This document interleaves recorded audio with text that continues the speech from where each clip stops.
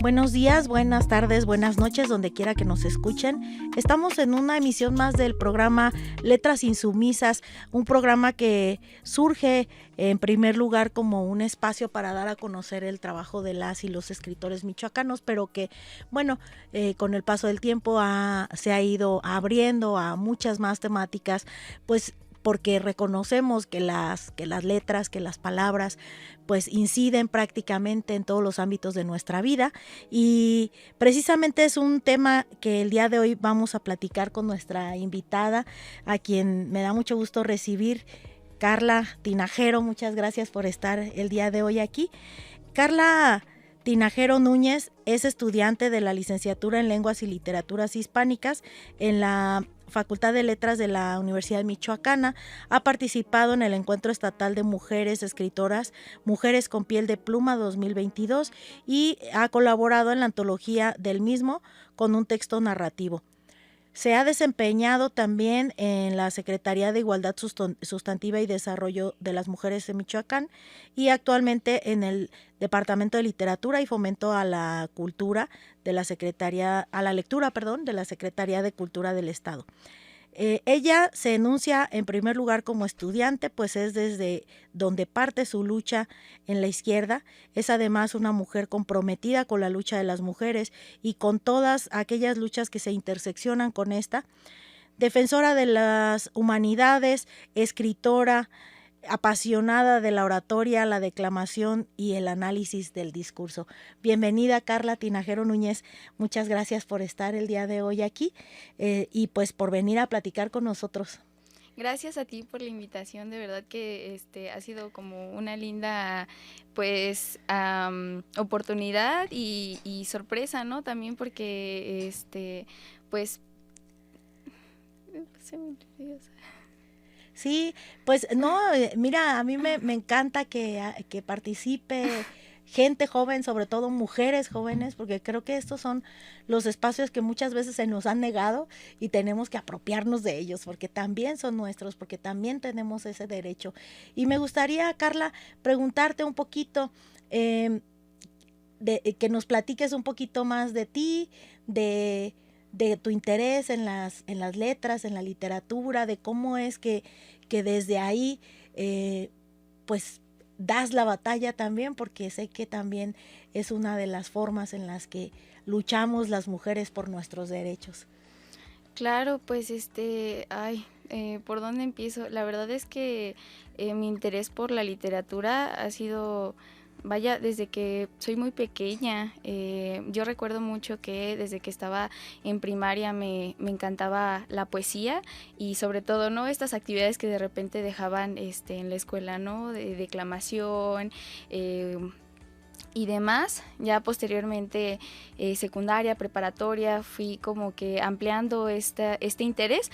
Vaya, también mis primeros acercamientos con la literatura, tengo que decirlo, ¿no? Que fueron pues a partir de hombres o del canon, ¿no? Porque es lo que tenemos allá al alcance, pero pues sí, o sea, sin duda al paso del tiempo, ¿no? Fue surgiendo este interés también por leer a escritoras mujeres e incluso, ¿por qué no?, de participar de la literatura y de narrar ya sea pues mis propias experiencias o lo que a mí me atraviesa, ¿no? Como mujer, como joven, como estudiante, como muchas otras cosas, ¿no? Pues participé también, tuve la oportunidad ahí de participar en el encuentro de escritoras al que me invitaron en 2022 y por ahí pues colaborar con un pequeño texto que justamente para mí es como una forma de enunciar no solamente pues lo que a mí como mujer me trastoca, ¿no? Sino también enunciar todas estas historias de mujeres que han caminado conmigo, que vienen conmigo desde mi abuela, mi mamá, mis tías, sobrinas, y bueno, pues ha sido como mi interés. Ya posteriormente en la Facultad de Letras ha surgido también, ha despertado en mí otra pues otro interés como lo que es justamente la lingüística, ¿no? El análisis del discurso y las palabras. A mí siempre me han parecido como bien mágico, ¿no? Todo lo que las palabras pueden lograr y pues es desde ahí, desde donde empieza pues esta parte, ¿no? Este interés que tengo por la literatura, por los idiomas, por el lenguaje, y pues sí.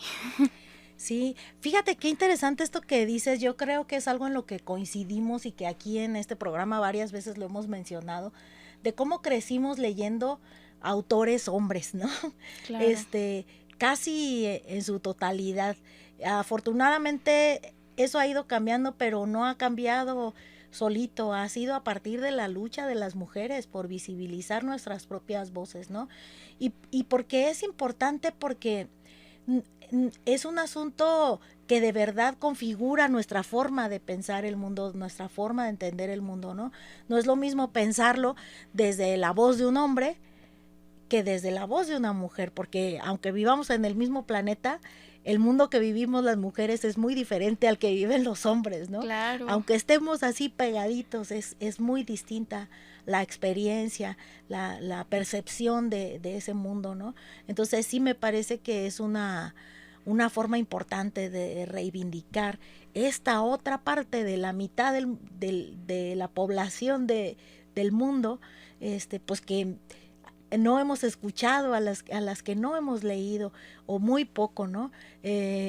A mí también me sucedió que empecé a acercarme a la literatura pues a partir de textos de hombres, ¿no? Y que al principio pues hasta me daba trabajo escribir en mi voz de mujer, sí, ¿no? Porque pues estamos acostumbradas a eso. Qué bueno que la lucha del feminismo también ha ido cambiando eso, porque eso nos permite entendernos a nosotras también desde la voz de las mujeres. Y bueno, yo les quiero platicar también que cuando empezamos a platicar con Carla de la posibilidad de que viniera aquí a platicar con nosotros en este programa de Letras Insumisas, pues me decías que el tema le podíamos titular El poder de las palabras, ¿no? Y me gustaría pues que nos platiques un poquito de eso. ¿Cuál es ese poder de las palabras? Pues conectándolo también un poco con lo que, o no un poco, sino mucho, con lo que acabas de decir justamente del cómo configuramos el mundo, ¿no? Cómo se configura el mundo a partir de nuestra percepción como mujeres, es como bien interesante. Bueno, a mí me gusta mucho compartir, ¿no? Siempre lo que estoy leyendo recientemente, y en diciembre justamente del año pasado terminé un libro por ahí de Svetlana Alexievich que se llama La guerra no tiene rostro de mujer, y caray, de verdad que es un libro precioso que a mí también me trastocó fondo, porque justamente habla, ¿no? Del cómo la guerra es percibida y contada a partir de voces femeninas. Ajá. Y cómo cambia esta percepción de la historia totalmente. Entonces, claro, es eso, cómo no se nos tomó en cuenta durante mucho tiempo, cómo existe esta otra cultura del ser mujer que de alguna forma subyace, y que el movimiento feminista ha ido rescatando y reivindicando y enunciando muy fuerte, ¿no? Entonces, eso por un lado, de compartirte esto, pero conectarlo también con este otro aspecto que te comentaba que es como mucho mi interés, que es el análisis del discurso, uh-huh. Que bueno, a mí me parece una cosa bien bonita. Ahí en Letras justamente compartimos mucho una frase de Ludwig Wittgenstein, que es los límites de mi lenguaje son los límites de mi mundo. Sí. Y es maravilloso, ¿no? Yo cuando escuché eso me explotó la cabeza, dije totalmente, ¿no? Claro. Porque, bueno, justamente, ¿no? Preguntarnos también, vale la pena preguntarnos si podemos nombrar algo más allá del lenguaje, ¿no? Es una cuestión como bien interesante y que se toca con la parte de la diversidad de las lenguas, pero también digamos de dentro de la misma lengua los diferentes sociolectos que existen, como el de las mujeres, como el de la comunidad LGBT, como las personas con discapacidad. O sea, existen muchos pues muchas culturas ahí que justamente se interseccionan y que cada una tiene su particularidad, ¿no? Ya sea como digo, como sector de la sociedad o como lenguas individuales.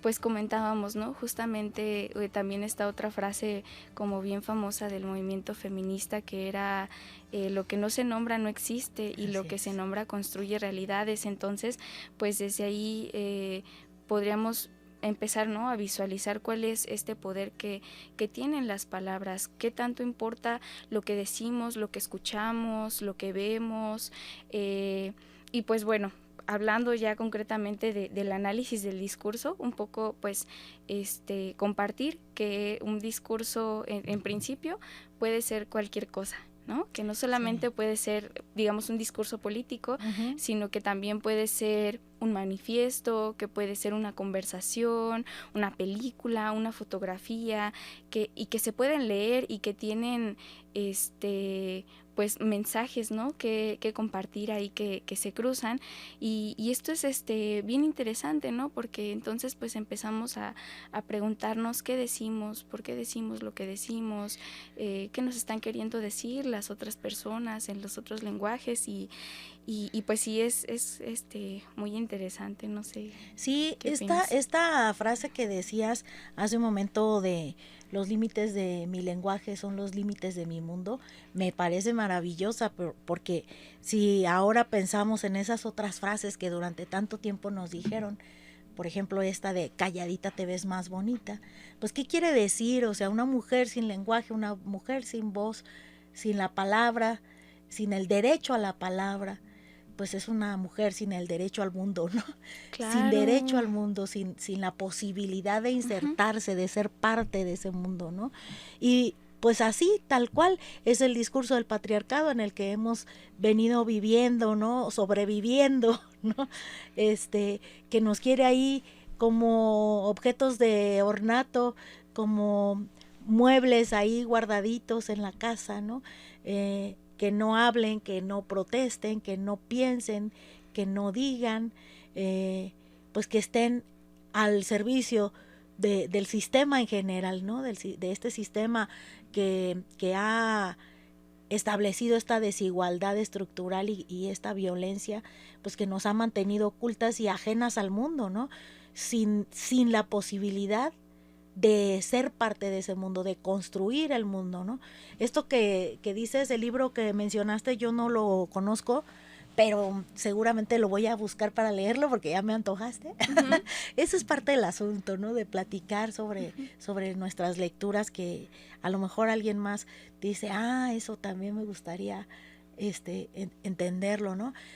Pero tan solo con el título, La guerra no tiene rostro de mujer, no sé, creo que también pudiéramos pensar en cuáles han sido las motivaciones de las guerras, de las guerras en general, y quiénes las han iniciado, ¿no?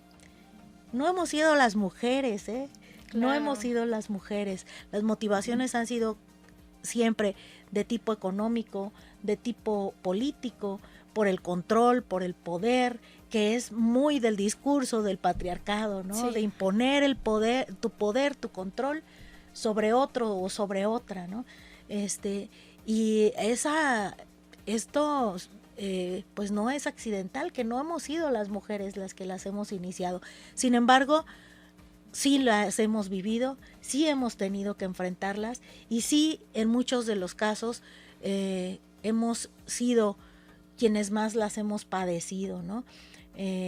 Porque también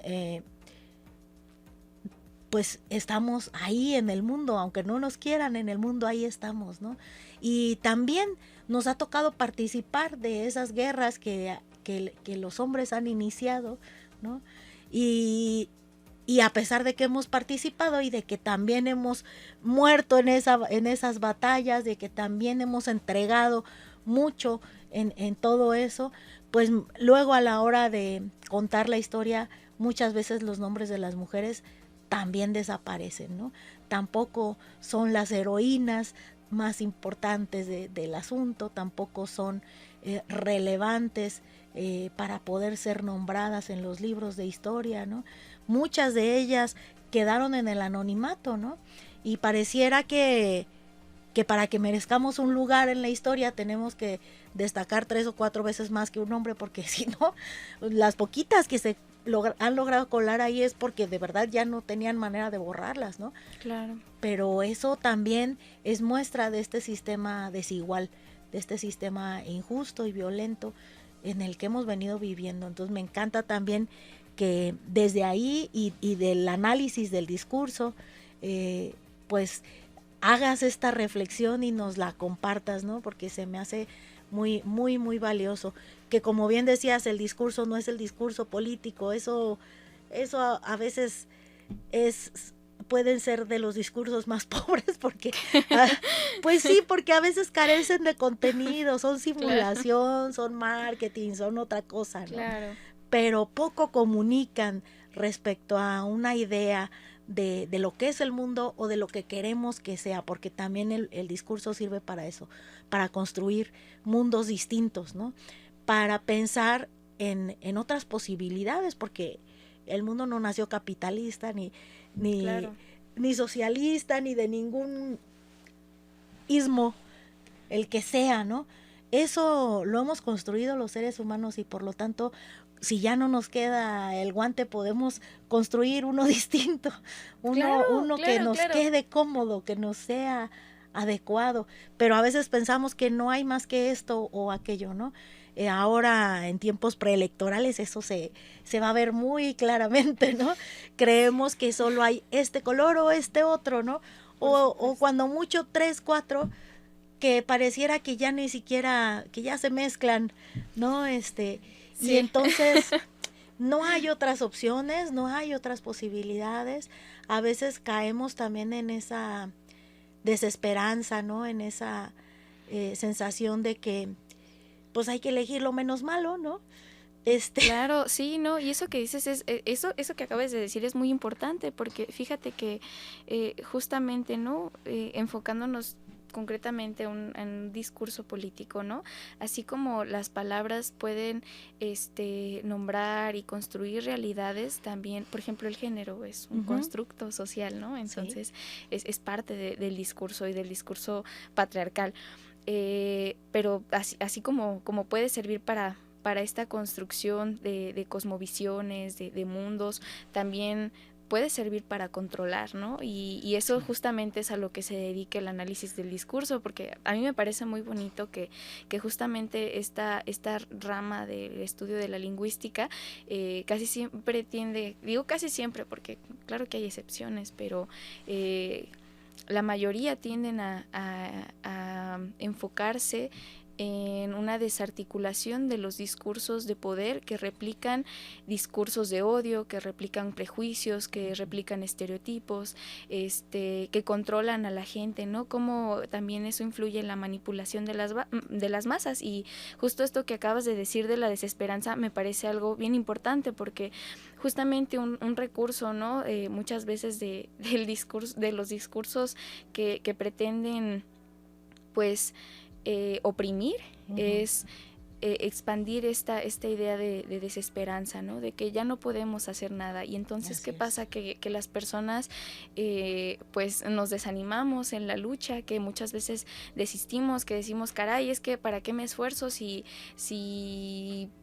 las cosas siguen siendo igual, si nada va a cambiar, y eso en realidad al final de cuentas termina siendo una mentira, porque vamos, lo único constante es el cambio. Así es. Entonces, claro que podemos cambiar y claro que podemos construir mundos nuevos, y que las palabras también sirven para eso. Eso me parece como muy, muy valioso y muy de rescatarse en el análisis, y justamente, ¿no? Es el cómo pues aprendemos a deconstruir todos estos pensamientos, ¿no? Esa también es otra palabra muy bonita, la deconstrucción que retoman las feministas de Derrida, que es justamente eso, ¿no? Cómo empezamos a sacudir esos términos o esas construcciones sociales que nos son incómodas a las mujeres, y más allá de incómodas, que nos violentan, que replican este tipo de prejuicios machistas, patriarcales. Cómo los deconstruimos, cómo los cambiamos, y justamente pues también comentar, ¿no? Algunos de las construcciones patriarcales en el discurso que existen, ¿no? Como muchas cuestiones de estas cosas que tenemos en la cabeza, porque muchas veces ahí en las clases nos preguntamos, ¿y qué fue primero, el lenguaje o el pensamiento? Uh-huh. Y dices, caray, es que van de la mano, ¿no? Uh-huh. Entonces muchas cosas de las que tenemos acá arriba, que pensamos, que creemos, como son también construcciones del lenguaje, ¿no? Por ejemplo, como a nosotras, ¿no? Se nos suele preguntar, oye, ¿y el esposo te ayuda a limpiar la casa?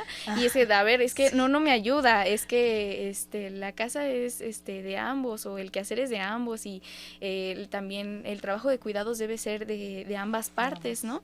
Entonces, ¿cómo configuramos esas cosas? Si no es que sí. La gente también lo haga, muchas veces no lo hacen de manera consciente, ¿no? Que digan, uy, qué genial el patriarcado, qué sistema tan maravilloso, sino que este tipo de construcciones son justamente, pues es la importancia que tienen, ¿no? El cómo repercuten de manera inconsciente en el colectivo, ¿no? Sí, y precisamente por eso se me hace tan interesante lo que tú mencionas del análisis del discurso, ¿no? Porque pareciera casual, accidental, inocente, decir te ayuda con el quehacer, claro, ¿no? Pero no lo es, porque con eso está dando por hecho cierto estereotipo sobre cómo se organiza la relación de pareja, ¿no? Claro. No lo es, sin embargo, muchas veces, como dices, pues lo hemos aprendido de manera inconsciente, en la mayoría de los casos, porque crecimos en ese sistema donde eso era lo normal, ¿no? Donde eso era lo común, lo que tenía más publicidad, digamos, ¿no? Porque sí, de lo otro no se hablaba, y si se hablaba, pues a veces no era bien visto, ¿no? Sí. Porque las mujeres, cuando empezamos a exigir nuestros derechos, pues ya resulta que nos dicen que somos revoltosas, agresivas, problemáticas y no sé cuántas cosas, ¿no? Uh-huh. Claro, el que no reclama, pues es menos problemático, el que no protesta es menos sí. problemático, pero hasta dónde eso nos permite vivir una vida plena o ser realmente libres como personas, ¿no?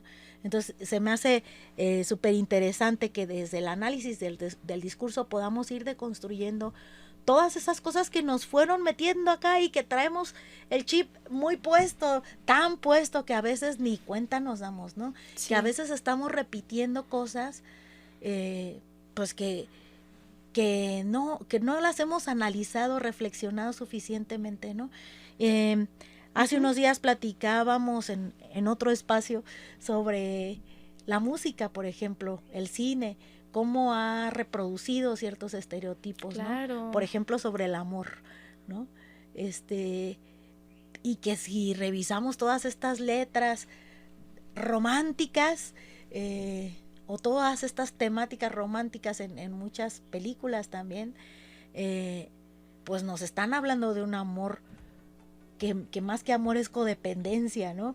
Que claro. Es violento, que es un asunto de poder, de control, de un amor poco sano, tóxico, dicen ahora, ¿no? Sí. Y sin embargo, lo tenemos tan normalizado, porque además ahí en esos discursos de la música, del cine, por ejemplo, nuestra atención está en otra cosa, ¿no?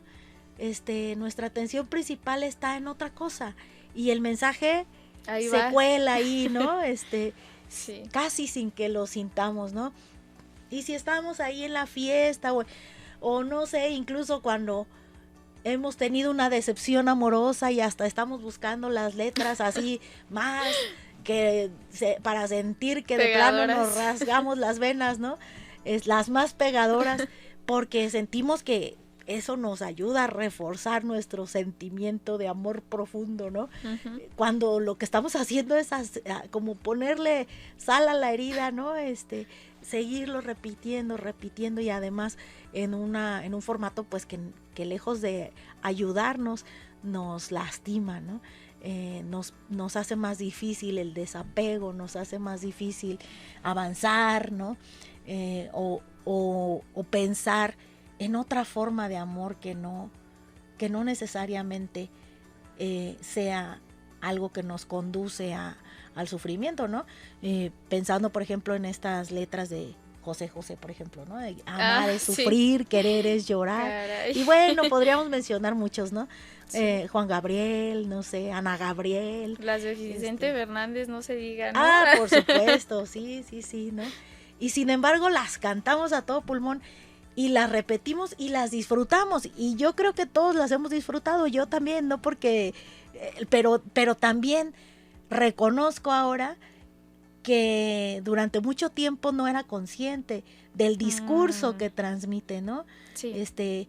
Porque nuestra atención está en otra parte, en ese tipo de discursos, ¿no? Y cuando nos ponemos a analizar la letra, es cuando decimos, ay, o sea, como que qué peligroso está eso, ¿no?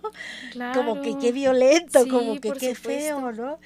Pero muchas veces pues no nos damos cuenta al principio porque está acá en el nivel del subconsciente, ¿no?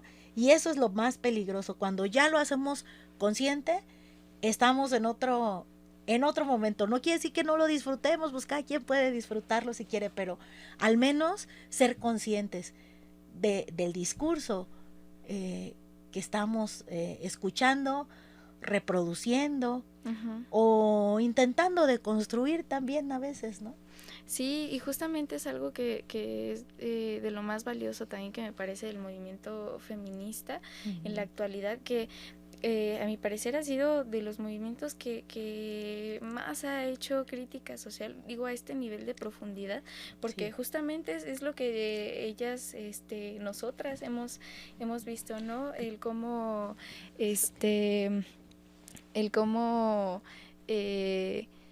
esta construcción, ¿no? De las canciones, de las obras literarias, de las pinturas, vaya, sí. de muchas cuestiones que construyen la cultura también han construido esta pues percepción que tenemos de las mujeres, de los cuidados, de muchas, del amor, por ejemplo. Uh-huh. Entonces, y es algo bien interesante porque todas estas cosas tienen algo en común y es el lenguaje. Así es. Entonces, y es el cómo configuramos estas violencias o estas construcciones. También algo que me parece bien interesante es justamente como que el análisis no solamente se trata de el qué se dice de una forma como superficial, digamos, sino también incluso pues qué se dice aun cuando no es la intención decirlo, ¿no? Uh-huh. Sí. ¿Cómo replicamos todas estas, a veces discursos de odio sin quererlo, ni ningún tipo de intención, y por ejemplo, ¿no? Vemos mucho también en los periódicos cuando se acerca la marcha del 8M, ¿no? Uh-huh. Cuando pasa la marcha del 8M, feministas destruyen monumentos. Vandalizan, exactamente, ¿no? Y qué carga semántica tienen todas estas palabras, ¿no? Claro. primero que es un acto violento, que es intencional, que es irracional incluso, ¿no? Así es. Entonces, el cómo construyen esta figura de las mujeres que luchan por la reivindicación de sus derechos, es bien peligroso aparte porque, bueno, son medios de comunicación, ¿no? Sí. Es el discurso violento multiplicado ahí por 100, y ahora, ¿no? Ya en todas las plataformas. Entonces, ¿por qué dicen, sí. ¿Por qué no dicen pintan, intervienen, sí. Intervienen, es la construcción. Sí, claro, es que lo traemos muy, sí. Muy asimilado. Y entonces, pues es justamente, ¿no? ¿Qué percepción se da, hacia afuera de lo que ocurre? Cómo llenan, ¿no? Los medios muchas veces, que digamos el 70-80% del contenido es hablar sobre las destrucciones que hacemos y no sobre lo que exigimos, ¿no? O desde dónde viene esto, por qué luchamos, las problemáticas a las que nos enfrentamos día con día. Entonces eso también es bien, bien curioso. Y justamente hablando de feminismo, también algo que hemos ido reflexionando también en torno al uso del lenguaje incluyente e inclusivo, ¿no? Sí. Eso también es otra cuestión. Volvemos, ¿no? Lo que se nombra no existe. Uh-huh. Entonces, es, por ejemplo, ¿no? Como ahorita muchas personas, muchos hombres se quejan, ¿no? De que para ser políticamente correctos ya tienen que saludar a todas y todos, ¿no? A todas, todes y todos. Uh-huh. Porque para ellos decir todos era suficiente, ¿no? Uh-huh. Y pensaban que con decir todos, hombres, nos enunciaban a toda la diversidad, ¿no? Que abundamos ahí, a las mujeres y vaya que no nos estaban representando, ¿no? Sin embargo, no les gustaba que dijéramos, bueno, si es lo mismo, entonces digamos todas. Y ahí quedamos incluidos, hombres, mujeres y todes, ¿no? Exactamente. Sí, eso no les gustaba, les parecía ofensivo a muchos les sigue pareciendo ofensivo, que si en un auditorio hay 100 mujeres y 2 hombres, se hable de todas, ¿no? Les sigue pareciendo a muchos ofensivo. ¿Por qué? Porque creen que tienen el derecho incluso a usar el pronombre encima de nosotras, ¿no? Claro, de nosotras, ¿no? Claro, y muchas personas piensan, ay, es que eso, como, ¿qué importa? ¿Qué incidencia tiene, no? Sí. Pero, bueno, si, por ejemplo, nos vamos un poquito más para atrás, pensamos en por qué fue hasta los años 50 que la mujer pudo votar por primera vez, cuando desde la primera constitución decía, ¿no? Que todos los mexicanos nacidos en territorio podían tener derecho al voto. Pero eran todos los mexicanos. Exactamente, eran todos los hombres. Sí. Entonces, ahí hay un claro ejemplo de que no se nos estaba considerando, ¿no? Dentro de este léxico patriarcal. Entonces, así es, sí, uh-huh. y creo que esa ha sido una de las luchas importantes de las mujeres, de las feministas de todos los tiempos, ¿no? Recuerdo ahorita a propósito de esto que mencionas de la Constitución, pues por ejemplo, la lucha que en su momento dieron las mujeres para que en la Declaración de los Derechos Humanos dijera que los derechos del hombre y de la mujer, ¿no? Claro. Porque tampoco, o sea, si es un asunto tan irrelevante, ¿por qué les cuesta tanto trabajo aceptarlo? Porque dicen que es irrelevante, ¿no? Que no importa si decimos del hombre, porque ahí está incluida la humanidad, ¿no? Bueno, si de verdad les parece tan irrelevante, entonces ¿por qué les cuesta tanto trabajo aceptar algún cambio en la forma de expresarlo, ¿no? Uh-huh. Y es que de verdad, pues no es lo mismo, ¿no? No es lo mismo, si no estamos nombradas ahí, pues no existimos, ¿no? Y con facilidad se nos puede negar cualquier cosa, ¿no? Yo recuerdo, ahorita que te escuchaba, recordaba, por ejemplo, algún ejemplo que en algún momento me mencionaba alguien con respecto a algunas de las lenguas indígenas, por ejemplo, donde no existe una palabra para nombrar a las personas homosexuales, ¿no? Ajá. No existe en ese idioma una palabra para nombrar a esas personas. Y si no se les puede nombrar, pues no existen, ¿no? Por supuesto, sí, esa es también otra cuestión, ¿no? Que ahí, bueno, es que el análisis del discurso nos da para muchísimos temas, sí. Entre ellos el de las lenguas originarias, porque justamente es, incluso con decirte que hay lenguas en donde no existe el género. Entonces también, ¿no? O sea, otro problema, sí. Que a lo mejor que se ahorran por allá, pero sí. No existe el género. O, por ejemplo, esto que tú mencionas, ¿no? Donde no tienen una palabra para nombrar a toda esta diversidad. Y entonces, pues, es negarles un derecho a la identidad también. Sí, claro. Y bueno, es un vicio que lo traemos tan arraigado que ahora que hablábamos de los discursos políticos, yo muchas veces me doy cuenta que todavía es muy común escuchar en estos, en eventos políticos que se dice la síndico, por ejemplo, ¿no? O la presidente, ¿no? Sí. Porque hay todavía esta resistencia a nombrarnos en femenino, ¿no? Y a nombrarnos en posiciones de poder. Exacto, sí, o sea, la gerente, por ejemplo, en el ámbito empresarial, ¿no? No, buscando siempre la gerente que nos digan en femenino, ¿no? No la síndico, la síndica, claro. ¿no? No la presidenta, ¿no? Porque también esto es una forma de borrarnos de esos espacios de poder, de toma de decisiones, ¿no? Que de por sí nos han costado tanto. Tú mencionabas ahorita lo reciente, relativamente reciente, que es el hecho de que las mujeres en México podamos votar, a pesar de que anteriormente ya estaba establecido como un derecho en la Constitución, pues aún así nos ha costado tanto trabajo, ¿no? Y aunque en la Constitución diga que los hombres y las mujeres tenemos los mismos derechos laborales, por ejemplo, también seguimos viendo pues que en la práctica estamos en condiciones desiguales, ¿no?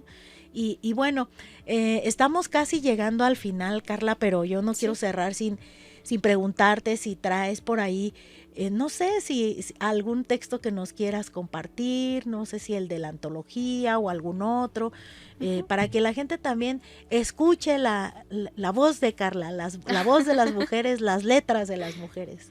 Gracias. Pues mira, no venía preparada con mi texto, pero me gustaría compartir un poema que se llama Las Palabras. Es un fragmento de un poema que también, pues, a mí durante mi niñez, porque fue cuando yo estaba muy pequeña cuando lo descubrí y que me marcó, que dice: todo lo que usted quiera, sí señor, pero son las palabras las que cantan, las que suben y bajan, me posterno ante ellas. Las amo, las adhiero, las persigo, las muerdo, las derrito. Amo tanto las palabras, las inesperadas, las que glotonamente se esperan y se escuchan hasta que de pronto caen. Vocablos amados, brillan como piedras de colores, saltan como platinados peces. Son espuma, hilo, metal, rocío. Persigo algunas palabras. Son tan hermosas que las quiero poner todas en mi poema. Las agarro al vuelo cuando van zumbando y las atrapo, las limpio, las pelo, me preparo frente al plato. Las siento cristalinas, vibrantes, ebúrneas, vegetales, aceitosas, como frutas, como algas, como ágatas, como aceitunas. Y entonces las revuelvo, las agito, me las bebo, me las zampo, las trituro, las emperejilo, las liberto. Las dejo como estalactitas en mi poema, como pedacitos de madera bruñida, como carbón, como restos de naufragio, regalos de la ola. Todo está en la palabra. Una idea entera cambia porque una palabra se trasladó de sitio, o porque otra se sentó como una reinita dentro de una frase que no la esperaba y que le obedeció. Tienen sombra, transparencia, peso, plumas, pelos. Tienen de todo lo que se les fue agregado de tanto rodar por el río, de tanto transmigrar de patria, de tanto ser raíces. Y hasta aquí lo dejo porque bonita. La verdad es que está muy, muy largo. ¿Quién es el autor o autora? ¿Qué crees? Que la verdad es que... No sabes. No, sí. Es un hombre. Es un hombre. Así pero... que bueno, no nos interesa tanto. La verdad es que es de Pablo Neruda. Sí, Entonces, me sonaba como eso. sí, como por ahí iba.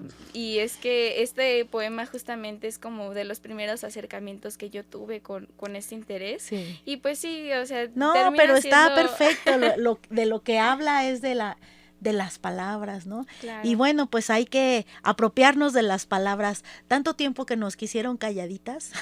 Sí, y ahora Ahora son que ya nuestras. dijimos que no, las palabras son nuestras, las palabras en todas sus formas y todas las que queramos inventar, todos los discursos que seamos capaces de construir para con ello construir realidades distintas, ¿no? Así es que tomemos la palabra y quiero agradecerte nuevamente, Carla, por estar el día de hoy aquí y aprovechar ese cierre tan bonito de ese poema, pues para hacer la invitación como cada semana a todas las personas que nos escuchan al interior del estado y que quieran venir a escuchar sus palabras en este espacio, a que vengan, a que nos manden un mensajito, nos pueden poner un mensaje ahí en la misma publicación o también a través de mis redes sociales, Gaby Cázares, mi página oficial, o Gabriela Cázares, mi muro personal. Mándenos un mensajito y como siempre lo digo, este es un espacio público porque se sostiene con recursos públicos y si de todas formas lo estamos pagando, pues hay que venir a usarlo.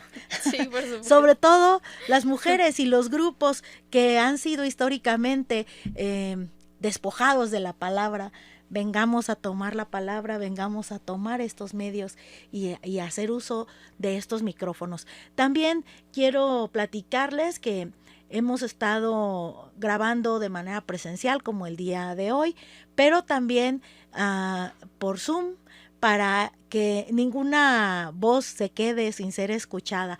Eso me parecía a mí muy importante. Al inicio al inicio de este programa, que hace ya un año, estamos cumpliendo un año, no tuvimos la posibilidad inicialmente de hacerlo, pero yo estuve insistiendo porque para mí era importante que este espacio no sea un espacio, no se convierta en un espacio elitista solamente para las personas que viven en la capital del estado o que tienen la posibilidad de venir hasta acá, sino que esté al alcance de todas y de todos, porque estoy segura que en muchos lugares del estado hay muchas personas que tienen cosas importantes que decir y muchas voces que necesitamos escuchar aquí también, no solo en español, sino en cada uno de los idiomas con los que cohabitamos, porque somos un estado pluriétnico, un estado donde tenemos presencia de varios grupos indígenas y que también es importante que esas voces y esos idiomas se escuchen en estos micrófonos que decimos que son del pueblo.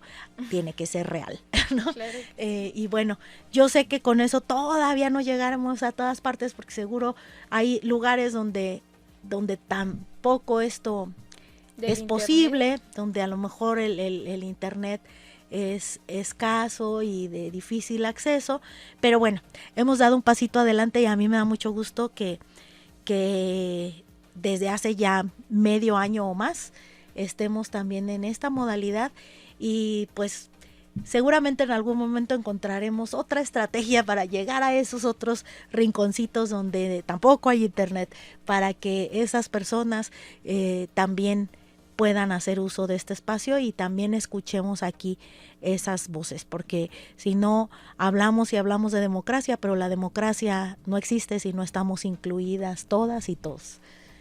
Muchas gracias, Carlita, y bueno, pues de nuevo, qué interesante, ojalá que quienes nos escuchan pues les haya quedado sembrada esa semillita de que a partir de ahora pues pongamos más atención a los discursos que nos rodean, en los que estamos inmersos, ¿no?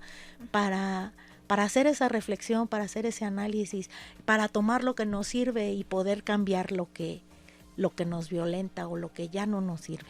Sí, pues muchas gracias a ti por la invitación y pues esperemos que sí, que efectivamente esto pues por ahí a alguien le resuene y que también se den cuenta pues de la posibilidad que tienen de construir también nuevas realidades a partir de sus palabras, ¿no? Así es. Muchas gracias.